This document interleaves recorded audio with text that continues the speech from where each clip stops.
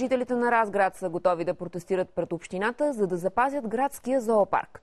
Местните власти имат намерение да го закрият и това тревожи хиляди родители и деца.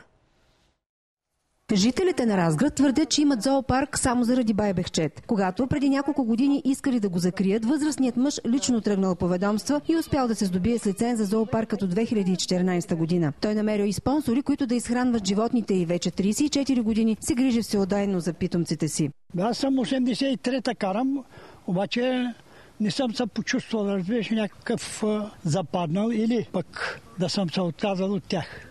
Признава, че слабостта му са лъвовете. Последното поколение е на 14 месеца.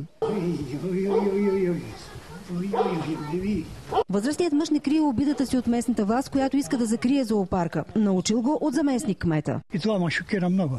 И пред тях им заявих, че не беше редно така.